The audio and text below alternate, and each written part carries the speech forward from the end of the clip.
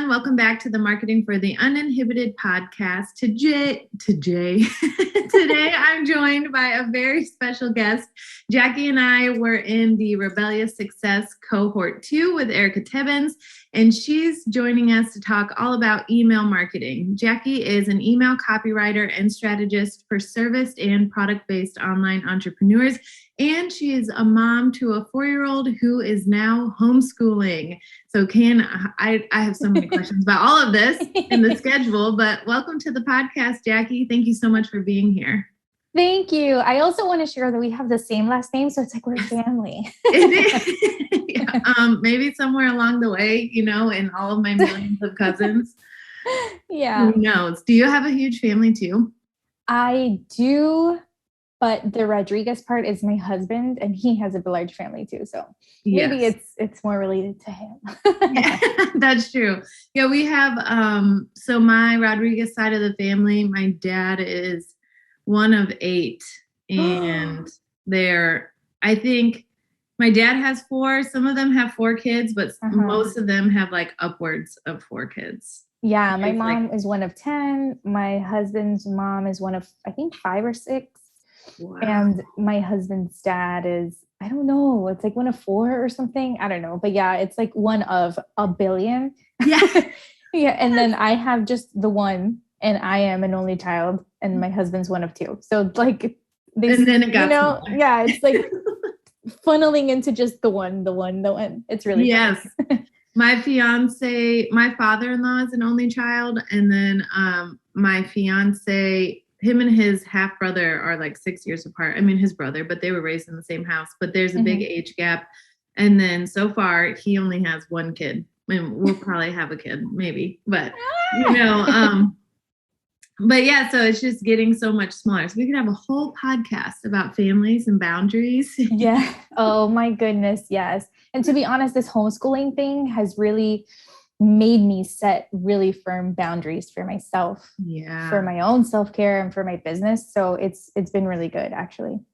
Do you want to, before we get into the marketing stuff, what does that look like for you on a day-to-day basis? Yeah. So actually my work schedule starts at around 1:30 or 2 in the afternoon.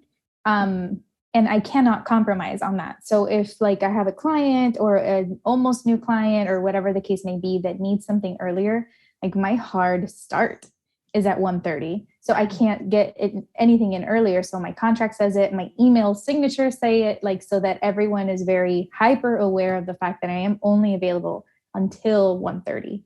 Like 1:30 to 5 or 6. I don't know what it is.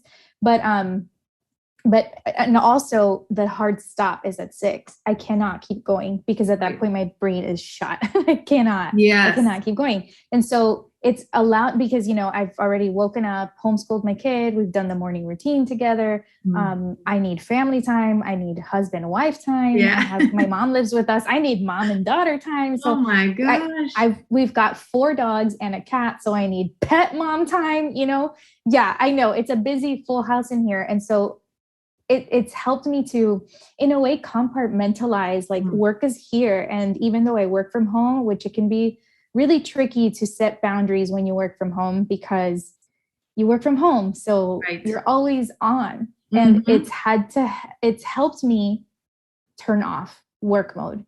Yeah. Turn it on at this time, turn it off at this time, and done. Like no more, and it's been really good, those boundaries. I feel like when you are that busy or your attention has to be that divided, it forces you to be present in each of those moments. But then because you are present in those moments, I find sometimes then it's easier for me to trust, like, okay, if I am fully present for the next 4 hours at work at my desk, then I can shut off because I did get everything done. But if I'm distracted and I'm answering texts and catching up, or walking the dog or whatever, then I feel the pressure to like check in with work later in the evening or, not turn it off. So I think that's really, I commend you. That is not easy to navigate. No, it wasn't. It was not. It was 3 years in the making because I knew that I wanted to homeschool even before this whole pandemic. And it took me 3 years to build my business to be something that I can set these hard boundaries around. Yeah. You know, and like one of the things that I used was email marketing in order to set those very firm boundaries, you know? Okay, so that's a perfect segue. So let's talk so today we're going to talk about, for you all listening, Jackie's going to go through some like holiday email marketing tips, because this is something I am talking about with all of my clients going into this holiday season. Like, are they capturing emails? Do they have it? You know, are they sending out emails? Do they even have a way to communicate with their clients that way? Because I think, well, and we're recording this one day after the Instagram and Facebook shut down, you know, and so people were panicking. And I think if you didn't already have another way to communicate with your audience, that just proved to show that you need to have another way to communicate with them, a list that you own. So I'll let you take it from here. I'm so excited for this one because this is something I'm working on personally too. Yeah, so I'm going to briefly introduce myself just to give the why as to why I'm even talking about email today. So I am an email copywriter and strategist, and my focus is on helping business owners do email differently. So like you said, there was this big shutdown glitch, whatever, of Facebook and Instagram yesterday, and it was scary for some people. And I don't know if, you know, if your listeners or if you received a ton of emails with the subject line, Instagram and Facebook are down, right? And yeah, we get it. Instagram and Facebook are down. We're running our businesses using social media. I am not against you using social media as a marketing platform.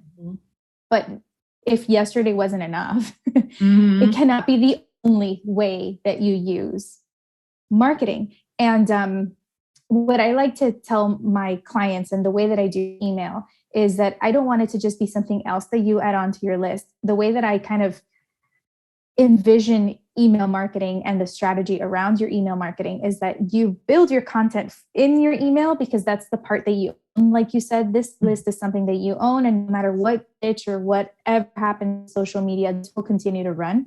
And so once you have that content, you can just repurpose it and use it for your social media. So you're not using your brain energy and your time to continuously create brand new content.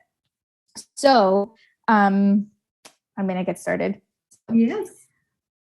Your email strategy for the holidays. The goal here is to have a hustle-free strategy for your holidays, because nobody wants to be running around frazzled during the holidays, right? And as a business owner, it happens all the time, especially for product-based businesses, because for that Cyber Week, we're running these sales. They may be 1-day sales or 5-day sales or like flash sales or whatever the case may be. And we're finding ourselves at midnight, right? Turning things on, turning things off, because that's when the sale is over. And that's what we're going to try to avoid with the email strategy that we're going to talk about today. Yes, I so love that you it. can sit and have your Thanksgiving dinner, so that you can sit and enjoy your family during the holidays, not have to worry about being in front of your computer.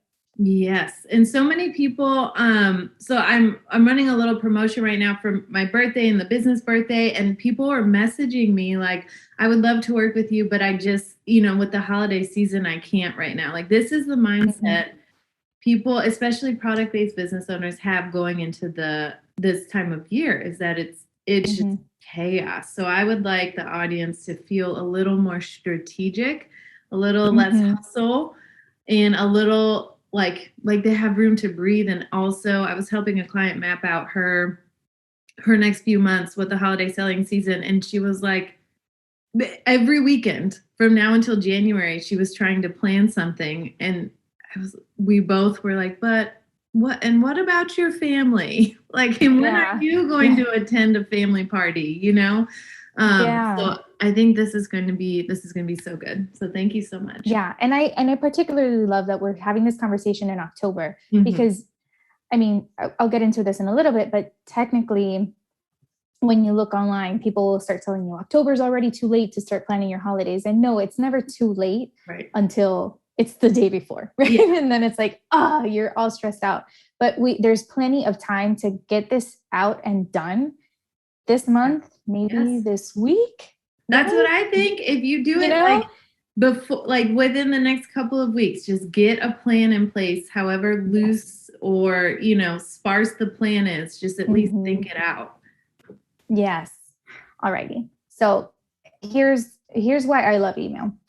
So it's based on the trends from last year. It's expected that this year $1.1 trillion will be spent in 2021 in North America alone, right? And so the idea behind this is, so how do we get in front of these people that are going to be spending this money during the holidays? Not in a sleazy way or anything like that, but with the full understanding that because of everything that happened that last year and this year, because we're not like over it, right.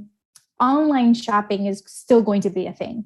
Sure, you're going to have curbside pickup, like the big brand, big box stores, but we're still going to have online shoppers. The cool part about email is that the average return on investment for email marketing is 42 to 1. So for every 42, what is it? Wait, I get this wrong. The retail e-commerce and consumer goods or services is 45 to 1. So the return on investment is actually much higher for e-commerce, which is, product-based business owners for your e-commerce email marketing strategy. Yeah. And the thing that I love about emails, especially for product-based business owners, is that email is one of the only marketing avenues that you can get really personal. Whereas, we talked about Facebook and Instagram yesterday, what happened yesterday, and, you're putting out content, but it can only get a little personal, right? Personal for you, but not personalized for the people that are reading your content. Via email, because there are so many insights that you can get with email that I'll talk about in a little bit, you can start to personalize those emails a little better for your people. And so here's what I want to mention. As business owners, one of the things that I see with my own clients is that they put a lot of focus on gaining new customers. And while that's good, my opinion is that we should focus on both and maybe a little more on the existing customer. 100% agree. Yes, thank you. Because the existing customer is the one that has already purchased and is likely to buy again. Yes. The success rate of selling to a customer that you already have and hopefully have in your email list is 60 to 70%. The success rate of selling to a brand new customer that is not on your list just yet, or maybe they are on your list, but they're still trying to figure out if they want to use that discount code that they got by signing up to your email list. The success rate for that is 5 to 20%. And so if, based on the success rate alone, if we focus more of that attention nurturing the people that are already on our list and that already have been existing customers, then it is more likely that we will get more sales from that, right? Yes. And so one of the ways that I feel we can have a hustle-free holiday this holiday season is by shifting our focus. And instead of saying, I need to attract all these people in order to make more sales, let's shift the focus and say, what if I focus on the people I already have? What if I focus on the people that are already on my list and focus on serving them more so than serving my new customers? Not saying that you're not going to focus on new customers at all, but if you shift that focus and focus on the people that are already on your list and have already purchased things from you, then it might be easier to make that sale, but also to create a strategy around it because you know these people already. Yes, it changes your tone, right? It changes the way you talk to them because you have already established a relationship where they have declared that they trust you enough to pay you. And not only that, but they're returning and they're staying on your list and opening your emails because they want to see what you have to say and what you have to offer. So I think this ties in perfectly with the marketing messaging and developing that relationship with your target audience. It's just easier. Yeah. And to go back to that return on investment. So for every dollar you spend on email marketing, the return on investment in general for e-commerce businesses is $45, right? So then if you compare it to the success rate for new customers and existing customers, if your existing customer success rate is 60 to 70%, then you're more likely to see that return on investment, that $45 average return on investment, right, with your existing customers. Yes. And that's an average. I'm not saying that you yourself will see it, dear listener, but this is an average. Yeah, no, those are good numbers.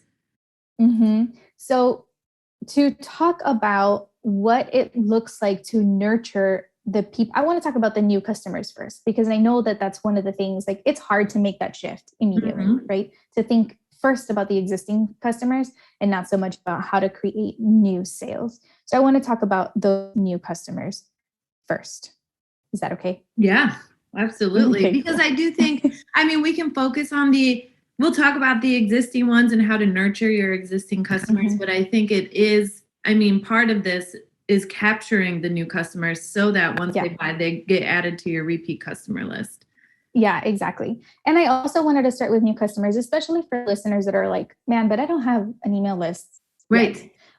Or maybe I haven't captured the email list to actually send marketing materials to my existing customers. How do I start doing that? Yeah. So for new customers, my biggest suggestion is on your website, if you're running, your business from a website, if you're not, I'll get into that in a little bit. If you do have a website and you're running your business from your own website, I suggest that you create like a pop-up or pop-in into like when people when people go onto your page, any page, right? And create a pop-in that gives them free shipping with a code if they sign up, a discount for first-time customers if they sign up. It could be 10%, whatever percent off. It could be a certain dollar amount off, or even free shipping. And actually, I forget the numbers, but free shipping is a big deal. People are more likely to make the purchase if the purchase includes free shipping. So if that's something that you offer your brand new people, the people that are coming onto your website for the very first time, and you pop it in, right? Hey, thanks for joining. If you're a new customer or whatever, here's a code for free shipping. Here's a discount code for first-time customers or whatever. Just enter your email and I'll send it over to you. That way you can start attracting those people that are coming in to your website. Can I ask you a quick question on that note? Yeah. So for service-based businesses who don't have like a discount code to offer, right? Like I don't have one to offer. I have a birthday promotion right now that I could create a pop-up for.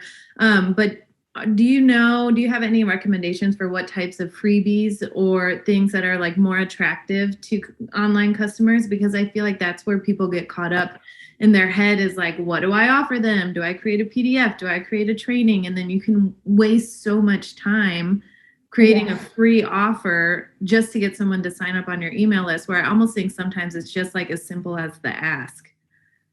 Yeah. So that was for my product-based business owners, but for service-based business owners, I have two ideas. One is a very simple idea. Your pricing guide or your services guide. That can be a very simple thing that you send over to people. Hey, thanks for checking out my services. I'd love to send you a copy of my services guide to give you more details about what my services are about with a pricing guide and blah, blah, blah. That is it. And that's something you probably already have, especially if you're sending proposals and stuff to potential clients. So just reformat it to make it something that can be more, scalable. And that's something that you can send to a brand new subscriber. And the beautiful part about having that be your opt-in is that that these people are warm leads already. These are people that are actually interested in your services. So you can start to, nurture them in your email list with a welcome sequence. If you don't have something like that, and then another thing that I suggest for my clients who are thinking up ideas for their opt-in is think about what are those things that you solve for your audience and solve one thing. Solve one thing in a very simple way, give a ton of value in that PDF. It could be a video. You don't have to create a PDF. Just record yourself on your camera, giving an answer to a question, maybe create a worksheet that goes along with that video and have them sign up for that. It can be something very simple. The solution to one question that you get all the time, a very simple solution. Like I'm giving you a couple of steps in my guide that I'll tell you about later on. It's a whole 4 steps. So maybe if you have a 4-step process, give them the 1 step in an email video, in a whatever, and then send that over to them. It can be really simple. And I agree 100%. Sometimes we get so caught up in making it perfect, making it super long, giving them everything. How much is too much that we kind of just don't do it. Right. And actually last month I got my stats back and 95 new people visited my website. And had I not had something like that, I wouldn't have captured any of those emails. So imagine when you receive, I don't know if you're on WordPress or Google or whatever, and you receive the stat emails, imagine all those people just scrolling on by and like leaving without making their mark, without leaving their mark, I feel like they are on my website. I have to I have some homework to do today after this conversation. Because I think Mhm. I love the idea of the services guide, because I feel sometimes websites can be like, cool, yeah, but what does this even include? What could this look like for me? And a services guide can answer that question. What would this service look like for me? And then that's so good. Mm-hmm. Okay, thank you. That was great. You're very welcome. So if you are a business owner that is product-based, but you're running your business on Etsy or on Instagram or social media, your email service provider more than likely has a landing page option, an option to create a landing page. What you can do then, if you don't have your own website, you can create a landing page on your email service provider that serves the same purpose, right? Here's what I'm offering. Here's the free shipping. Here's the discount code, or here's my service guide, or whatever. If you don't have a website, or you don't want whatever the case may be, if you don't have a website yet, you can create that landing page that promotes that opt-in that you want people to sign up for. And then they enter their information, and that's it. The email sequence starts to get sent to them. You can use that URL, that link, and you can add it on your Instagram page. You can add it on your Etsy page. You can send people, once they make that first purchase, hey, like send them a little card and that tells them sign up here to receive 15% off your next purchase, or free shipping off your next purchase, or whatever the case may be. So even if you don't have a website, but you do have an email service provider, the email service provider will give you what you need in order to capture those emails. And I just did this for my link tree, just so I can have a little button that says like join our email list. I created a landing page in MailChimp, just a quick email sign up, and it just took me like 10 minutes, literally. And the cool part about that is, even if you do have a website, is that, like I said earlier, email is one of the only ways that allows you to be very personal with the people that are signing up to your list. Yeah. Even if you have a website and you created a landing page on your email service provider, that landing page allows you to see where your subscribers are coming from. And so if people are coming from your website, you can write those people a certain kind of email. If people are coming from your Instagram, you can write those people a certain kind of email. They're like kind of a slightly different audience. And you can, not to make this isn't hustle free. Now this is getting really intricate with your email strategy, but eventually, right, when you start building your list, you can be 8 different kinds of messages for different kinds of audiences. But that's way later. Yeah, that's customer right now, journey and email scripts. That's like next level. We'll have you back in the new year when people are like ready to focus. Sounds good. But for right now, all that you need is for your new customers, give them a way to sign up for your list. Perfect. So whether that for service-based providers through a PDF or an email video or whatever your services guide. For product-based, give them the free shipping, the discount for first-time customers, or even for second-time customers. Have them come and be a part of your list, especially if you didn't build your list before. Great. So I want to talk about existing customers now, because those are my favorite. Yes, that's where, I mean, even like in sales, you know, if anyone's ever been in sales before getting into running their own business, that's like the number one thing they tell you.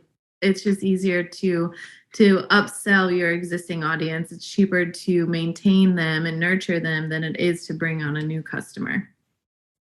Absolutely, because you've already gathered their information. They're already a part of your world.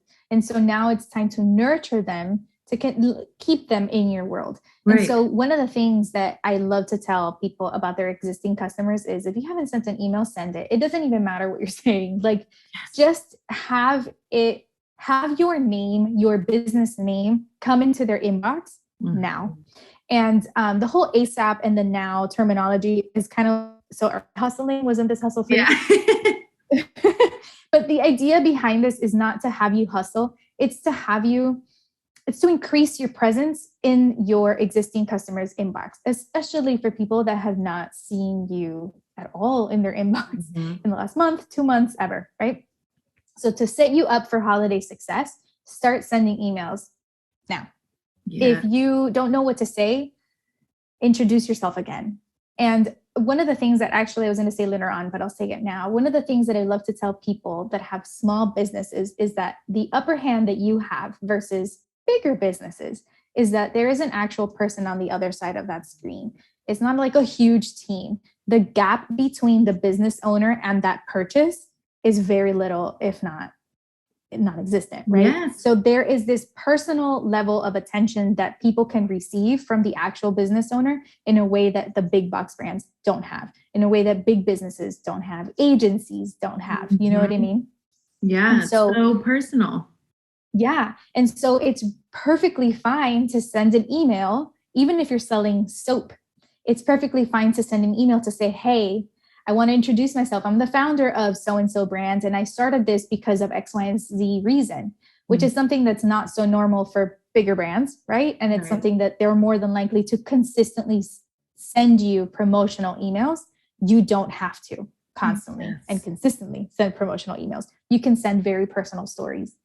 Oh, I love that idea, because it's just the idea then of like a touch versus a sell, which might take the pressure off for some people, especially as they're getting in the habit of sending these emails where you don't have to be selling in each one. And I do think it's good to, just like we would on Instagram, you see a lot of people, a lot of business owners showing their faces on Instagram, introducing themselves and why they're there, to get in the habit of doing that in email too, which I haven't really done. I'm usually talking about like a podcast episode or something that's coming out or something to look forward to. So I love that idea.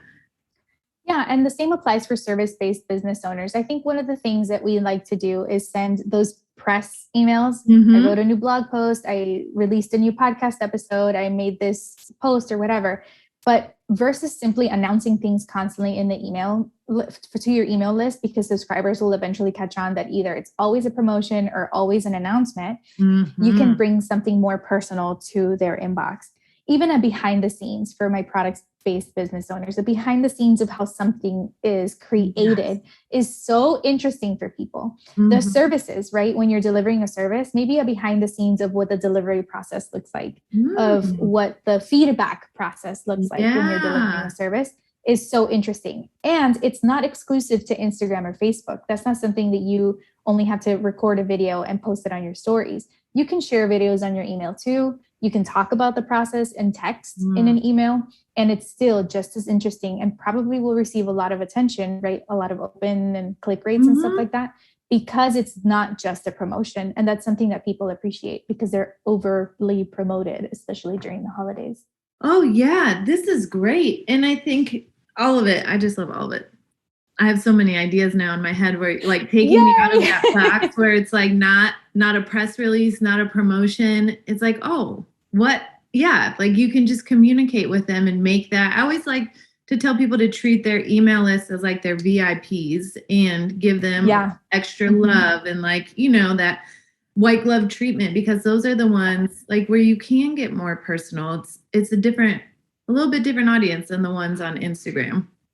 Absolutely. And actually that brings me to like the strategy that I that I have created and that I use with my own clients and with my own email, the 5 Ps. So we're used to sending press emails, right? Those press release emails.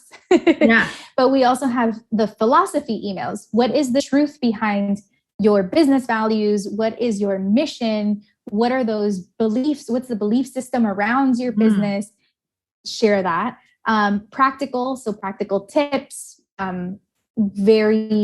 practical tips, right? Something that I can implement right now. If I'm facing a problem and you keep hearing it from your clients, if they're facing a problem right now, what's one way you can solve that problem?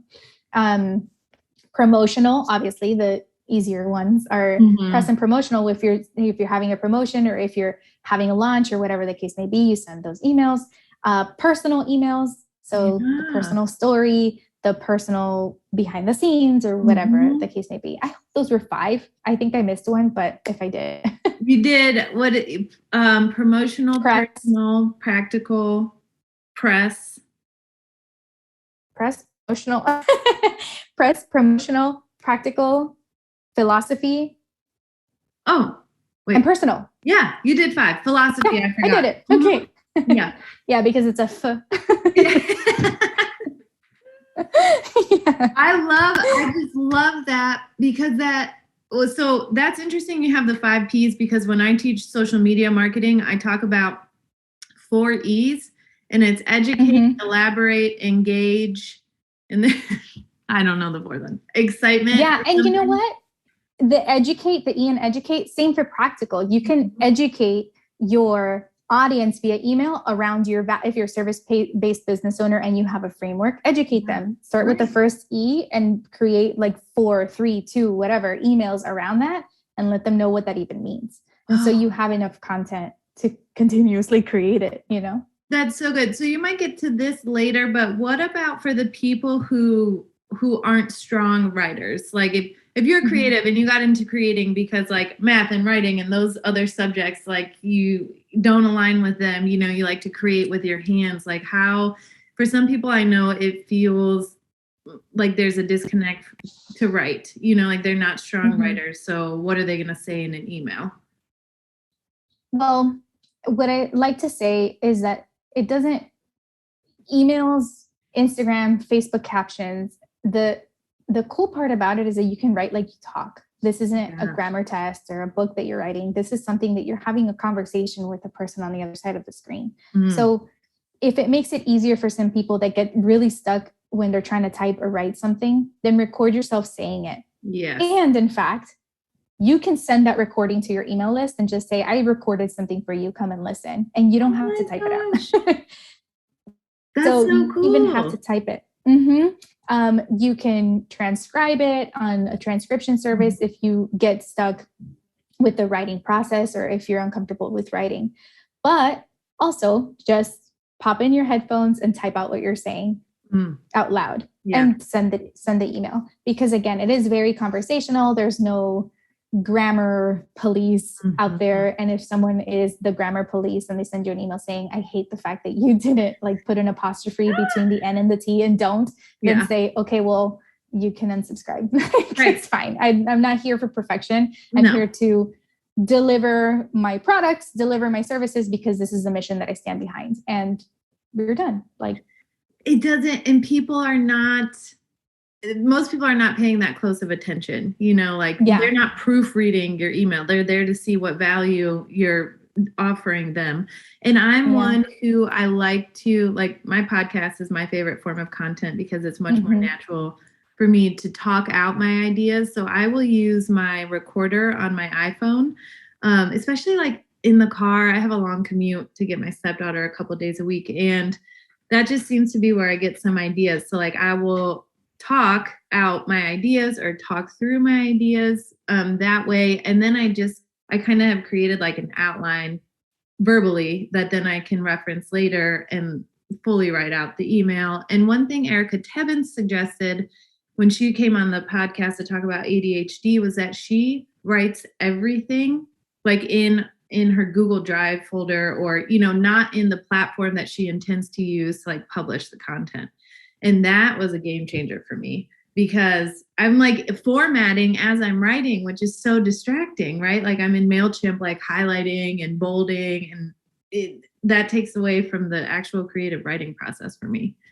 And that's also a very good idea, because if there ever were to be some sort of crash or you lose your account on Instagram or Facebook, you have the content because you've saved it on another platform for yourself, you know? I love that. Yeah. And it's just something about it takes the pressure off. It's like, I can like bang out this email in 10 minutes versus in MailChimp, it's taking me 30 because I'm highlighting or, you know, messing with it all yes. So and also, I think it also takes the pressure off to know that you don't even have to type in your email. You don't have to type out a long story. You can send an audio file to your subscribers and it's perfectly fine because that's the way that you've chosen to communicate with them.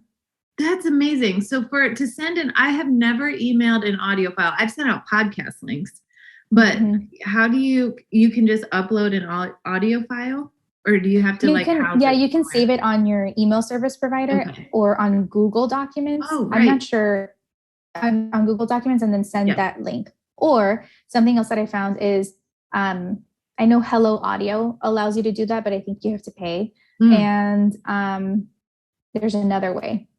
Oh, with a Loom video or a BombBomb video, you can turn off your camera and just send it as if it's a video, right? But it's just the audio. Yeah. Okay. These are great tips. I feel like, and we're done. This is amazing. Yes. So yeah, so email, I love that you asked those questions because a lot of people, we can overcomplicate something that we're uncomfortable with to stay away from it. We don't have to stay away from email because we get stuck not knowing what to write. If you are writing stuff on your Instagram, something else, if it makes it easier to get you to get started with your email, just copy and paste those captions and send it to your email list and get started. Yes. You don't have to think of new content. Eventually you'll get to the point where you'll want to talk more to your email list and to your Instagram people. And then you can then do the same and repurpose it in another way. But to help you get started, and like I said, start becoming a presence in your email subscribers inbox starting now to get you set up for the holiday season, just start doing that. Because the likelihood is that those people on your email list probably didn't see your post and vice versa. Right. In a great way, I love repurposing content. So for me, like my podcast is like my cornerstone. So then I kind of break everything else comes after that. But you can do it whatever way you're most comfortable, like if you are most comfortable writing captions on Instagram, then like you said, taking that and using it for an email is a great way to get started. And also if you need ideas, I think checking your Instagram posts or your stories to see what were most popular, what resonated, what were people replying to, or if you have a podcast or some other form of content, the same thing, like checking your statistics and seeing, or your analytics and seeing, which ones were most popular, and then elaborating on that. Or I think you said this earlier too, like picking out one part of that and then writing an email. You don't have to like write a summary of the whole podcast in your email. You can just address like one main point and then get like 5 emails out of that podcast. I think, wow, this has me excited about email, because this is honestly something I've struggled with for a long time too. Like I go in phases where I email consistently every week or once a month, and then I just kind of fall off from communicating with my email list. And I know that that's not sustainable for my business growth. And personally, I'm trying to spend less time like on Instagram and on my phone. And so I'm trying to shift it to like a more established online presence that isn't so reliant on social media. Yeah, I agree, especially because social media kind of requires your presence on a daily or kind of daily basis. Yeah. And it takes away a lot of your time. Like inevitably we get caught up in the scroll. And even if we have a ton of apps that allow us to post while not on Instagram, you kind of fall into it. And with your email, you kind of write it. You can write as many as you need to, schedule them out, and not have to see them anymore. Yes. You can go onto your email service provider, or if you received replies to your emails, you can reply to those emails within business hours.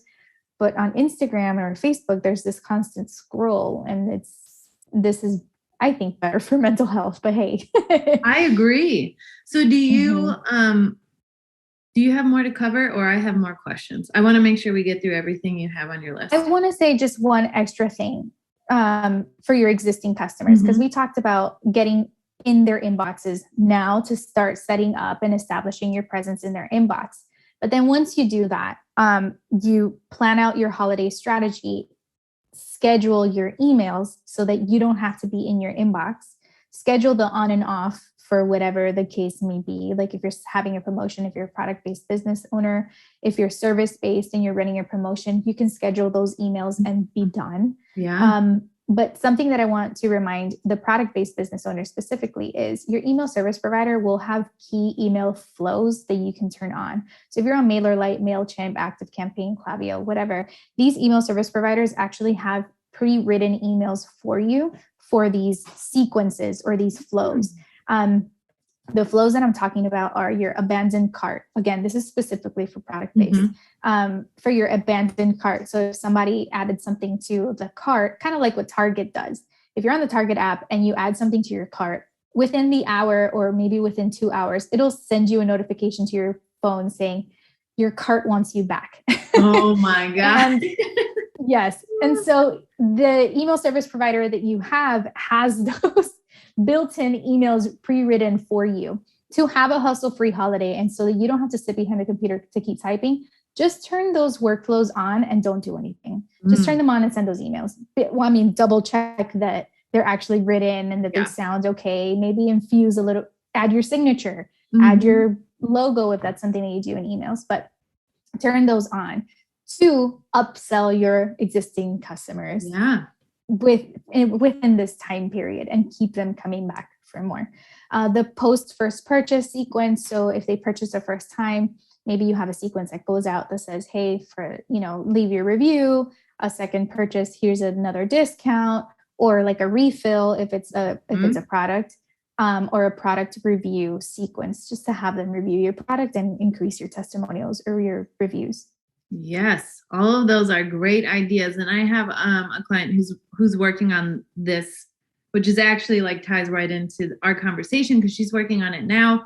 And I know one of the things she did was a refill email, but I also love the review email because it is so, I think, especially during the holiday season where consumers want to give back to their local business owners, like they want to support them in every way possible. It costs nothing for a consumer to leave a review. And even so, we had a plumber here recently at my house, and we had some trees cut down, so a tree service. And both of them, once like they show you around, like, okay, this is what we did, we fixed it, and I pay them, and then it was so natural. Both of them were just, because I'm saying thank you. Like, I appreciate the work you did. And I was happy with the service they provided. They both were like, hey, if you wouldn't mind just leaving us a quick review on Google so that other people can find us. And of course, I'm like, yes, I'm like, want to hug them. Like, good job. Good. You asked, like, I'm so proud of you. And I do it instantly, otherwise I'll forget. So like, I just go straight to Google and leave the review. And then most of the time within a day or two, they've acknowledged it somehow. They've liked the review. They've left a comment saying, thank you, and I just think, but if they didn't ask, I wouldn't have even thought, like, let me look them back up and leave a Google review. And not because I wasn't happy, just because it just wasn't top of mind for me. But so it's their business, and them asking for the review, especially to a happy, satisfied customer, is like, oh yes, instantaneous. So I think doing that in email when they're in their emails because they're shopping is just such a great way to capture that in the moment. Yeah. And you've made it a ton easier for them. They don't have to type in a URL or anything. They could just click the link that you provided in that email and boom, it's done. And it's done. And then you have feedback. And even if you don't look through all of it, that's something we do as clients too. But in the new year, we'll be able to analyze the feedback and create a marketing plan based on the words they're using to describe that interaction. So I think absolutely. Yep. Oh, it's perfect. It's great. I feel like I paid you to say these things. No, it's really good. I love sharing about email strategy because especially during the holidays when I don't want to add something else to my to-do list. Right. And also I need something to facilitate this for me. Emails can be exactly that. It can automatically send reminders to your folks. It can automatically send messages directly to your existing customers or your existing subscriber list in a way that it doesn't happen with other marketing. Right. And you don't have to spend that money on it. If you've already paid your email service provider, or even if it's free, if you're using a free email service provider, that's it. You're paying with your time and energy, right? To sit down and write those emails, but you're not taking out an ad. You're not spending more time on Instagram than you should, stuff like that. So it makes it more efficient, and it makes it so that you don't have to hustle as hard and spend as much time away from family during the holidays, especially if these things are already scheduled, pre-written, and you've got your promotion set and ready. You know what your promotion or your promotions will be for the holiday season. Schedule it out and have it done. And that's it. And it takes like a chunk of time to sit down with yourself and strategize to be able to create this plan where the promotions, so then you can create the emails and then you get it scheduled. But to know, like, the feeling you get, the hustle-free feeling, the stress-free feeling going into the holiday season, knowing that you're selling emails and those touch emails, like, they're already done. That is such a weight lifted off of your shoulders. Yes. So then you can focus on the things that will inevitably come up in the moment, like there will always be problems or issues, or things to address. So why not make it easier for yourself and just get some time up front to plan? And I feel like that's where people will struggle, is not finding or creating the time up front to sit down and be like, okay, I've got 2 to 3 hours and I'm just going to get this done, as best I can for now. So this has been so good. So then if they're at a point in their business, which some listeners are, where they're ready to start, like they would rather pay someone to do this for them, how do people work with you? So there are 2 ways we can work together to create that strategy, so that once you're done with the phone call, you just go and write schedule and you're done. Or we can hop on a call, we strategize together, and then I write it. And then you take what I write, schedule it, and you're done. So especially for product-based business owners, that phone call is going to be the best option, in my opinion, because for the writing, I can only write some of them. I can't write your promotions, especially if they're like graphic based. Yeah. But we can sit down and have a really good conversation around creating an email strategy, how many emails to send, when to send them, from now until December or January, whatever the case may be. And then you can turn around and create it yourself. And, we have conversation around after the phone call, like if you get stuck or like, I don't know what to say in this email or whatever, the support is still there. That's, I think, one of my favorite services, because I get to know those clients of mine, and I get to continuously have conversations with them around their emails, and I get to see what happens afterwards. I think that's my favorite part. You jump on a call and then you're done, but I like jumping on this call and then seeing how they apply that strategy that we talked about, and what it will look like in the future. I love that too, like seeing people execute in real time. And then because we operate on a 4-week marketing action plan. So when I can see people like, oh my gosh, they're doing it, like, this is amazing. So I love that. And I know that you have written for some people that I know, or I'm on their email list, and you can't tell it's not that person's voice. Like, you do such a good job of like, thank you. Yes, of communicating to their audience and understanding their audience and their brand voice. So I think for anyone who's interested in hiring it out, with Jackie, you don't have to worry about it sounding like Jackie versus sounding like you or your consumer, being like, who wrote this? Yeah, no, that's part of the process, especially for copywriters, that we have to really dig deep before even jumping on that first call. Dig deep into the content that you already have put out there, into your website or whatever, to read and listen in our brains what your voice sounds like, so that we can emulate it in your copy. Yes, it's so good. So how do people get a hold of you if they want to hire you or follow along on Instagram? Do you want to share your website? And So actually, you can find me on Instagram at Jackie S as in Sam, Jackie S Rodriguez on Instagram. Just send me a DM, say hello. But I created a guide for whoever's listening. Yeah, for whoever is listening. So if you're listening, you can grab the guide to the hustle-free email strategy guide at lp.jackiesrodriguez.com/holidays. Yes. And we'll share that in the show notes, so you can check that out there. Oh, thank you so much for being here. This has been amazing. Like, I feel like I have a long list of homework to implement before the end of the month, and everyone else will too. So thank you so much for being here and for sharing all of your email marketing wisdom. Oh yeah. Thank you so much for having me. And thank you for the listeners who are listening. I appreciate you so much.